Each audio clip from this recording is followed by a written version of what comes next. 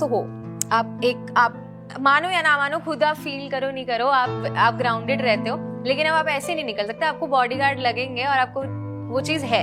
तो अब आपकी फैमिली, अगर उस पर्सपेक्टिव से बोलूँ, तो वो भी आपको ऐसे लेते हैं कि अरे अब तो आप फेमस हो गए, या उनके लिए आप वही हो कि नहीं आप बाहर के लोगों के लिए फेमस हो गए, लेकिन घर पे ऐसा नहीं होगा? नहीं, घर के लोगों के साथ देखो, माँ बेटा कितना भी बड़ा हो जाए, माँ तो बेटे ही मानेगी। बेटा और माँ का जो संबंध है ना, वो शुरू से लेके आज तक वही है। पिता हमें अपने पुत्र ही मानेंगे, पत्नी हमें अपना पति ही मानेंगी, और पुत्र हमें अपना पिता ही मानेंगे। कुल मिलाकर के ये जो है, ये हम तो देखो आपके भी भाई हैं, हम हर स्त्री के बेटा हैं और हर स्त्री बहन के भाई हैं। तो हमारा तो सबसे संबंध है, सब हमारा परिवार है, और इस परिवार में रह करके सबके साथ अच्छा करने का भाव होता है और अच्छा करते हैं। और कभी परिवार में ऐसा नहीं होता कि हम अलग हैं या वीआईपी हैं या ये हैं, ऐसा नहीं। परिवार को परिवार की तरह, बच्चों के साथ हम खेलते भी हैं, छोटों के साथ छोटे रहो, बड़ों के साथ बड़े रहो, ज्ञानी के साथ ज्ञानी रहो और मूर्ख के साथ मूर्ख रहो। पर यही है, मुझे लगता है कि इस एक क्वालिटी की वजह से भी आपकी चीज़ें जो समय के साथ बढ़ती जा रही हैं, आप ऐसे हैं इसीलिए वो बढ़ती जा रही है, क्योंकि अगर आपके अंदर वो महसूस आप ज़्यादा करने लगे हैं, तो मुझे लगता है कि आप बैलेंस भी नहीं कर पाएंगे। पर मैं एक बात बोलूँगी कि आप मेरे लिए ना हास्य और ज्ञान के जो बैलेंस होता है ना, वो है। क्योंकि इंस्टाग्राम पे हर तीसरी रील पे ज्ञान ही बंट रहा है, ये मत खाओ, वो मत करो, ये मत करो। आपका जो ये एक यूनिक फैक्टर देखा कि आप ज्ञान बांट रहे हैं, बट एक यूनिक वे में। आपको ऐसे फील नहीं हुआ कि आजकल लोग इतना कुछ ट्राई कर रहे हैं कि हम वायरल हो जाएं, बस किसी भी तरीके से हमें वायरल होना है, ये बहुत सी स्कीमें चल रही हैं, कभी कोई कुछ कर रहा है, कोई कुछ कर रहा है। आपको कैसा फील हुआ कि अब आप वायरल हो गए #पूकी बाबा के नाम से, तो आपने कुछ ऐसा कुछ नहीं किया, आप वही करते आ रहे हैं जो नॉर्मली आप करते हैं, और वही क्लिप्स उठा उठा के लोगों ने एडिट्स बना दिए और आप वायरल हो गए। तो बाबा जी, आपको कब पता चला कि आप वायरल हो गए हो पूकी बाबा के नाम से? मुझे ये जानना है पहले तो। 2-3 देखो, हम कथा तो वर्षों से करते चले आ रहे हैं, लोग सुनते हैं, पर अब जब से सोशल मीडिया और इंस्टाग्राम का जमाना आया, तो लोगों ने ना चीजों को काट काट के 10 सेकंड 20 सेकंड का काट काट के डालना शुरू किया। तो चलते चलते चलते चलते बहुत सारी चीजें जब मेरे पास आई, तो मैंने देखा कि भाई ये तो क्या हो रहा। फिर लोगों ने मेरे को बताया कि आपको अब गूगल पे डालो पूकी बाबा तो आप आते हैं। तो मुझे मेरे जो कार्यकर्ता है उन्होंने बताया कि आपका भी एक नाम पूकी बाबा पड़ गया। पर मैंने बोला कि भैया पूकी मतलब क्या होता है? हाँ। तो बाद में पता चला कि प्यारा। तो ये तो आपको पता लगा, तब तो आपको ऐसे संतुष्टि मिली होगी कि शुक्र है। मतलब पहले जब आपने पूकी वर्ड सुना, ये शब्द सुना, तब आपके मन में पहले क्या आया कि ये पूकी का क्या मतलब, तब क्या आया? तो फिर देखा कि भाई ये ठीक है, अच्छा है, लोग स्वीकार कर रहे हैं, लोगों ने अपना लिया, ये बहुत अच्छी बात है। पर थोड़ी देर के लिए जब आपको पता लगा उस पॉइंट पे, तब आपको थोड़ी देर के लिए ऐसे लगा कि कहीं ये क्या हो गया, मतलब कुछ गड़बड़ तो नहीं लगा पूकी वर्ड सुन? अब ऐसे जीवन में इतनी गड़बड़ और अच्छाई बुराई का बैलेंस है कि अब ना बहुत अच्छाई पाकर, ना सम्मान पाकर, अभी ना सम्मान पाकर खुशी है, ना अपमान पाकर के दुख है।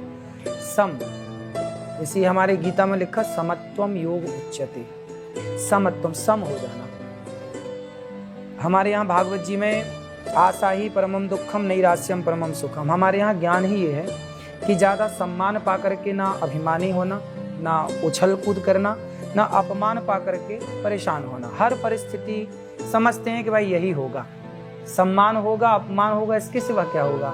इसलिए वो जो तीसरी स्थिति, उस आनंद में अपने को स्थित रहना चाहिए, सम्मान और अपमान दोनों से ऊपर उठ करके। यही जीवन जीने का एक बढ़िया तरीका है। तो महाराज जी, अब जैसे आज डॉक्टर अनिरुद्धाचार्य, जो भी कुछ आप कर रहे हैं, अगर आप ये सब चीजें नहीं कर रहे होते तो आज आप क्या कर रहे होते हैं? अगर मैं आपसे पूछूं, हम जो भी कर रहे होते उससे बहुत बड़े पैमाने पर कर रहे होते। यदि हम व्यापारी होते तो बहुत बड़े पैमाने पर व्यापार करते। हम यदि व्यापारी होते तो हम अपने देश को चाइना पर निर्भर ना रखते, हम स्वावलंबी भारत बना चुके होते।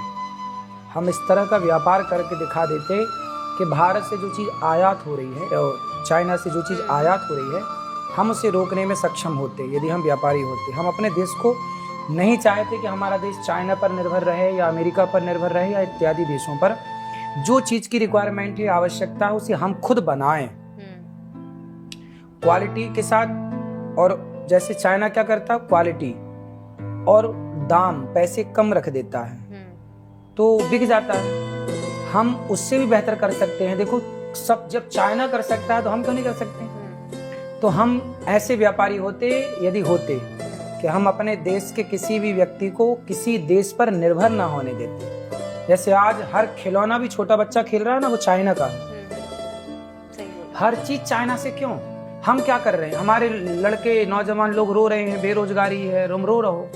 चाइना नहीं रो रहा कि हम बेरोजगार हैं, वो काम कर रहा है, वो अपने लघु उद्योग डाल रहा है, कर रहा है बिजनेस, छोटे से बड़ा बना रहा है, और हम केवल रो रहे हैं। राजनीति में होता तो मैं राजनीति को बहुत ऊंचे लेवल पे ले जाता।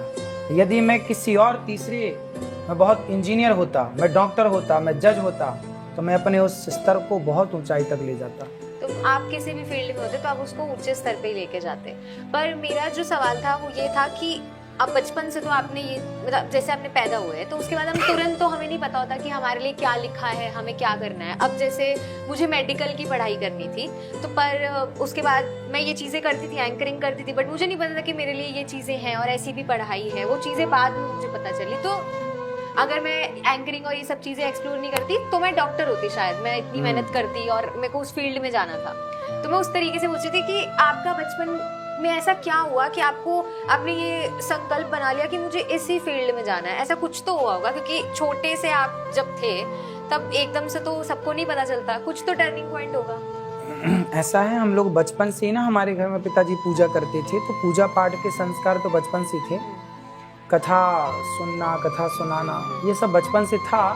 तो उसी क्षेत्र में आगे बढ़ते चले गए और बाद में कथा सीखी और कथा सुनानी शुरू की।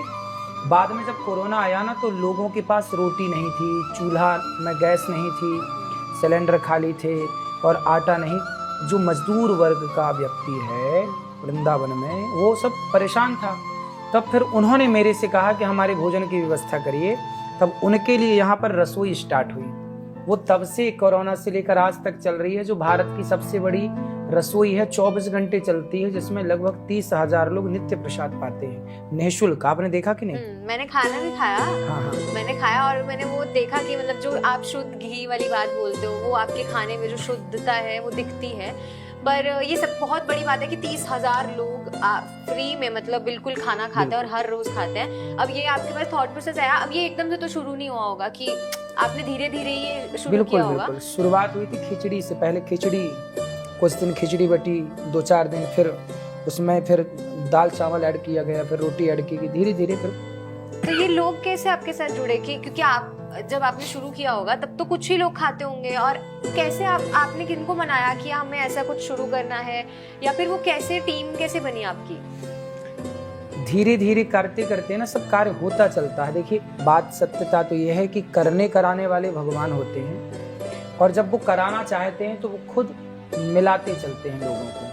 अच्छे लोग मिलते चलते हैं, कारवा बनता चलता है, आप आगे बढ़ते चलते हैं। यदि आपकी नीति और आपकी नीयत अच्छी है, यदि नीति और नीयत अच्छी हो तो भगवान भी आपका साथ देते हैं। यदि नीति और नीयत में थोड़ा खोट आ गया तो भगवान फिर साथ छोड़ देते हैं। तो मेरा जो अगला सवाल था वो इसी से रिलेटेड था कि आप डेस्टिनी पे मानते हैं, या फिर कि पहले से सब कुछ लिखा हुआ है, या फिर हमारे जो कर्म है वही हमारी मंजिल तय करते हैं? दोनों का समावेश है।